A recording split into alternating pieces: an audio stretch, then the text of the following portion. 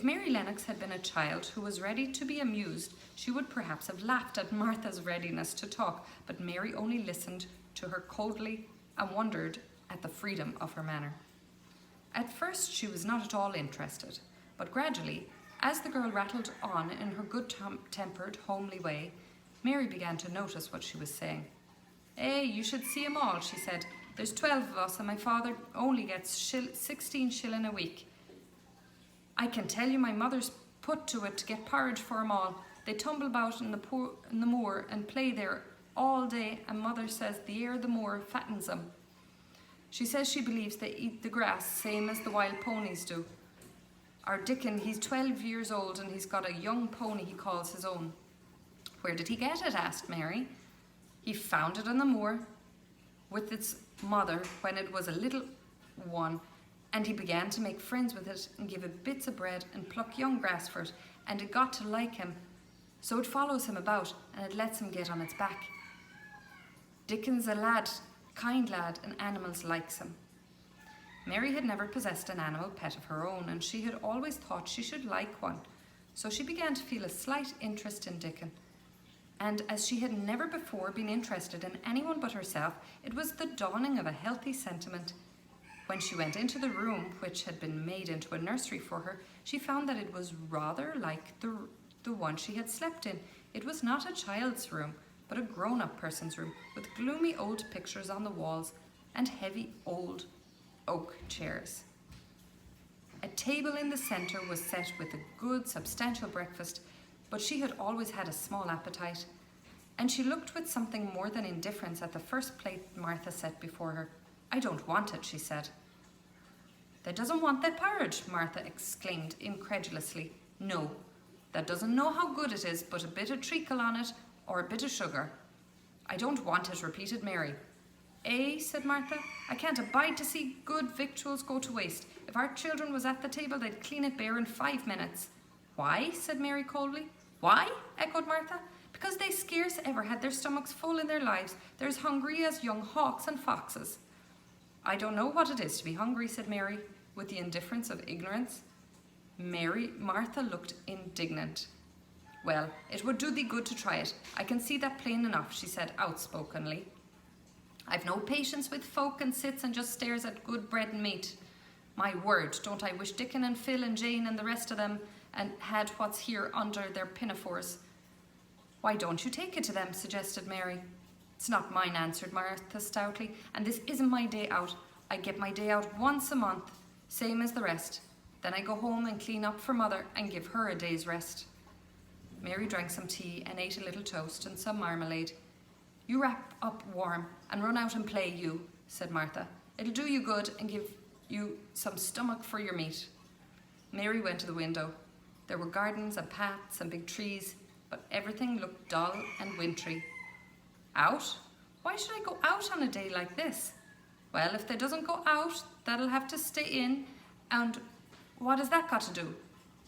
Mary glanced about her. There was nothing to do. When Mrs. Medlock had prepared the nursery, she had not thought of amusement. Perhaps it would be better to go and see what the gardens were like. "Who will go with me?" she inquired.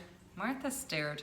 "You'll go by yourself," she answered. "You'll have to learn to play like other children does when they haven't got sisters or brothers. Our Dickon goes off in the moor by himself and plays for hours. That's how he made friends with the pony. He's got sheep on the moor that knows him, and birds as comes and eats out of his hand. However little there is to eat, he always saves a bit of bread to coax his pets." It really was this mention of Dickon which made Mary decide to go out, though she was not aware of it. There would be birds outside, though there would not be ponies or sheep. They would be different from the birds in India, and it might amuse her to look at them. Martha found her coat and hat for her, and a pair of stout little boots, and she showed her her way downstairs. "If they goes round that way, they'll come to the gardens," she said, pointing to a gate in the wall in the shrubbery. "There's lots of flowers in summertime, but there's nothing blooming now." She seemed to hesitate a second before she added, "One of the gardens is locked up. No one has been there for 10 years. "Why?" asked Mary, in spite of herself. Here was another locked door added to the 100 in the strange house. Mr. Craven had it shut when his wife died so sudden he wouldn't let no one go inside.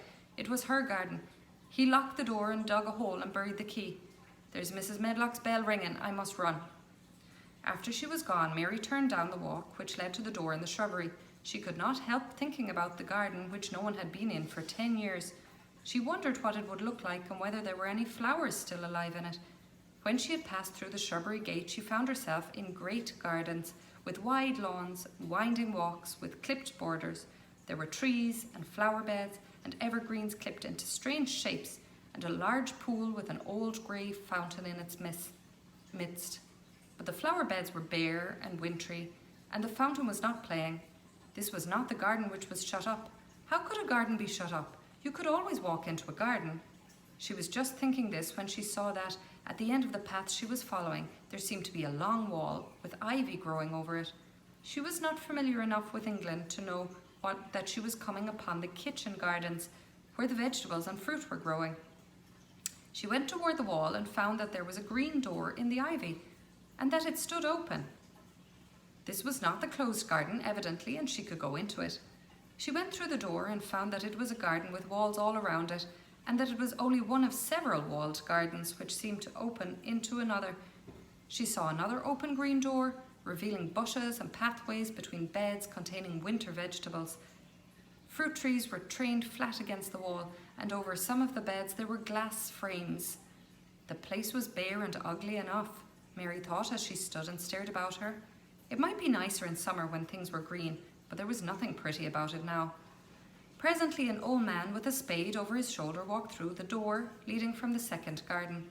He looked startled when he saw Mary and then touched his cap. He had a surly old face and did not seem at all pleased to see her. But then she was displeased with his garden and wore her quite contrary expression, and certainly did not seem at all pleased to see him. "What is this place?" she asked. "One of the kitchen gardens," he answered. "What is that?" said Mary, pointing through the other green door. "Another of 'em shortly. There's another on the other side of the wall, and there's the orchard on the other side of that." "Can I go in them?" asked Mary. "If they likes. But there's naught to see." Mary made no response. She went down the path and through the second green door. There she found more walls and winter vegetables and glass frames. But in the second wall there was another green door, and it was not open. Perhaps it led into the garden which no one had seen for 10 years. As she was not at all a timid child and always did what she wanted to do, Mary went to the green door and turned the handle. She hoped the door would not open because she wanted to be sure she had found the mysterious garden.